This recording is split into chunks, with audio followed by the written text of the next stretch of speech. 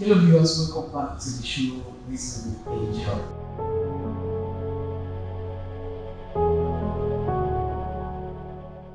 Oh my god, I'm so excited today. I'm here with my pastor, my mentor, Pastor Victor. So welcome to the show, sir. Thank you very much. Good morning and good day, everyone, wherever you are. God bless So we are honored to have you with us today. It's a privilege to have you with us today. you. God be the glory. So our pastor just turned 50. Oh my god. So sir, I know that getting to 50 has not just been somebody just woke up and wished to be 50 and got to that age. So let us share with us how maybe you found vision from your youthful age, how you found vision and how you started working with it and so when you were still young, sir. To God be the glory. I always count myself being loved of God. And for the family that the Lord brought me through to the world has been a very marvelous one. I was born into a family. My father was a pastor before he went to be with the Lord in 2004. And my mother, a very fervent believer and a very fervent Christian. We have been trained in the word of the Lord and in the ways of the Lord right from our childhood age. And that line of life has been part of me. I'm privileged to be the last one of my family. And God has been so good with my parents. They trained us early, especially my father. He was a disciplinarian and he took us he do so hard while we were younger, but he pays for it today. Because I could remember even when as a youth, one of the things that always cropped my mind when I want to take any step where my parents were not, one of the things that will cross my mind is if my father should hear. I will say that even the fear of my father was more than the fear of God in my heart. But I believe it's the fear of God that my father have instilled into me that have been guiding me in all my steps. And every time, every step that I want to take, that consciousness of if my father should hear has always been guiding me. And that I presume is the fear of the Lord that has been guiding us in life and that has brought us into destiny today by the grace of God. Wow, that's so awesome. So sir, how did you find purpose? Who you are to be, at that young age? I know a lot of things were calling your attention, maybe something you desired or somebody you admired at a point, or this is what I want to be. But how did you find the place where this is where God wants you to be? I could say everything started during my university days when I started walking towards that point. By the grace of God, I remember in 1996, One Living Faith Church started in Ife, Osun State. I was one of the pioneer members of the church. I was an interpreter in the church. I was a choir member and belongs to different units, just engaged in serving the Lord. And I was just carried away, lost in the service of the Lord. And the service of the Lord being part of the training of my parents in our life has been the pathway of my life. Somebody always called me a church boy. I've always been a church boy right from my youth age. And God has been helping me. So everything started on campus, and during my final year, I happened to be the Winners Campus Fellowship President. That really revealed my ultimate endpoint to me. But yet I was not really, it wasn't my desire to be a pastor as a person. But God was telling me, that is the way. It took me about 2.5 years to be able to really follow and just submit in totality to the will of God. And since I submitted to the will of God, it has been from one level of glory to another. I never had it better yesterday, never had it better last year. I never regretted walking in this awesome kingdom of the Lord. It has been a great testimony in my life and in my family to the glory of the Lord. I know that a lot of people are curious now, like, why was it difficult? Why was it difficult at that moment to, just follow maybe the first time you found out that maybe I'm supposed to be this, and then maybe what was the reason why you like? It was difficult because my father was a pastor. I know the issues that pastors pass through in life. It was not really encouraging, so to say, but I have my passion towards affecting lives, but in the area of probably business, that I will affect life in which whatsoever God places in my hand as gain from whichever business. I know I will be rich in life, I will be prosperous in life, and I'm not going to do it through any negative means, a legal way of prosperity, the God's way of prosperity, but not in the way of preaching the gospel, which I never knew that is the way that the Lord, the scripture says there is a way that seemeth right to man, but the end thereof is the way of death. But I never knew, so I was like struggling that no, because before I became a pastor, I was into different things in life. I was into showbiz, I was into catering, I was into video graphic.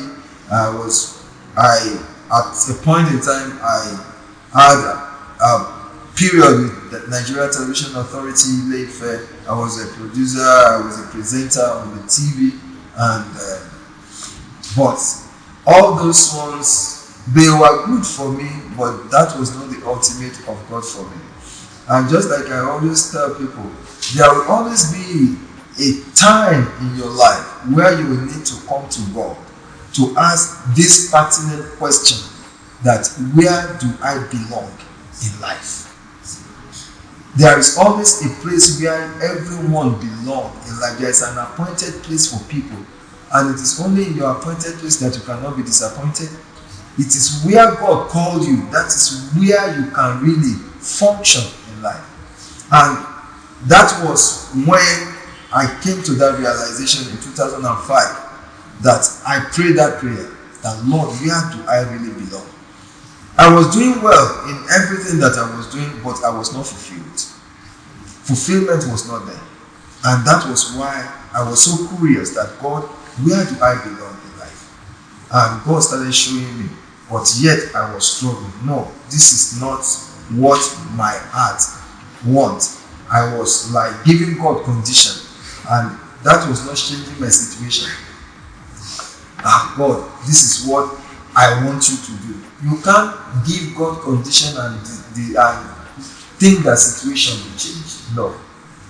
He said, your time, your life is in my hand. So anything that is going to be the outcome of God's power in everyone's life is on God's time, not on your own time.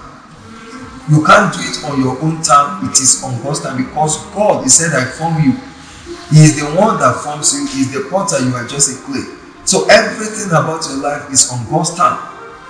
And in 2005, I asked that question, where do I belong in life? God revealed to me, yet I was struggling. But thanks be to God, He gave me opportunities. Mind my word, opportunities. That means it's not just one opportunity, several opportunities. Until God told me, this is the last time I will speak to you concerning this. And I almost missed it, but God rescued me. I almost missed it. God rescued me. And in 2008, since 2005 till 2008, that was when I really surrendered totally and in totality to God. Till date, I never have any reason to regret that decision. Wow. So awesome.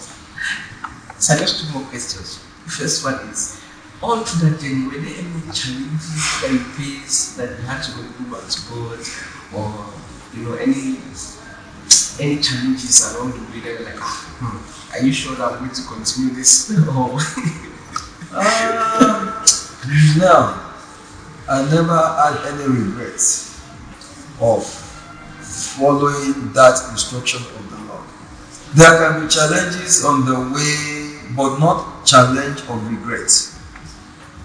Life is full of ups and downs, but when you know where you are going, he said, looking unto Jesus, the author and the finisher, holding unto him, you know that I have not called myself into this. God called me. And when I'm holding his hand, he's ready to take me to the destination. Challenges may come, they are just part of life. The part of the joy is as a shining light that shines more and more. Even when challenges come, your own is to forge ahead and holding unto him that has called you, looking unto Jesus, who is the caller. Said the one that has started that good work, he will perfect it. And that has been my way of life, and God has always been faithful. Awesome. So what advice do you have to the younger generation now coming up? Maybe some people have not found their purpose, or some have found it and they are dragging with God, or some have started, I don't know what the future holds, at least from that fatherly point of view that we have gone ahead. Just like our father will say, life is in phases, men are in sizes. There is always a phase of life at time. Understand that God will not show you everything at once. It's always in pages, in chapters, one chapter after the other. And until you are truthful and faithful at one phase, at the current phase where you are, God cannot reveal the next phase to you. So God sees your faithfulness at the current phase of life, at the current phase that he has shown to you, then it promotes you to the next phase. So all what I will tell the people, be faithful, be committed to your calling. Life is not for competition, it's for complementation. You don't compete with anybody, you face your life with God. He said those that compare themselves with themselves, they are not wise. So you don't compare yourself, just face your God, face your calling, and holding on to Jesus. He is ready to take you there, and he will take us there in the name of Jesus Christ. No matter what we may be passing through, like I will always say, never allow what you are going through to stop you from where you are going to. You are going somewhere. A lot of things can cross your path on the way, but your own is to forge ahead. Don't stop, no parking, no stopping, move forward. Thank you so much for doing the show. So because you have heard from our pastor himself, and he has said it all, I'm so privileged, to be under his administration and really grace out with life. So I don't know if you can just mention some keywords that kept you running. For someone out there who needs this to maybe as an encouragement to know that God will give you the vision. It's still faithful and just to complete it. There are many. Like I will always quote Bishop Benson Dawson of blessed memory, life will not give you what you want, but what you demand from life. And that makes me a go-getter. I don't pamper life. I forge ahead. And one thing about my life, no matter the region of the storm, I'm always calm. Peace. It takes a peaceful heart for you to be able to see the front. Your eyes cannot be full of tears and your vision is clear. When the eyes is full of tears, the vision will be blocked. And that is why I take things calmly. I forge ahead and I think. Like I tell people, the best moment of my life is when I'm alone. I'm thinking. And when I think through. And when I think through, I break through.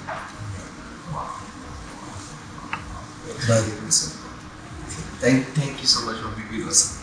So viewers, you have heard it all. I know from this testimony, you are going to, we are all going to be partakers of the grace of this, to live above 50. In the name of Jesus Christ. So thank you so much for being with us, sir. We are so blessed to have you, sir. Till we meet next time, viewers, we will meet on this video. Thank you so much. Thank you so much. God bless.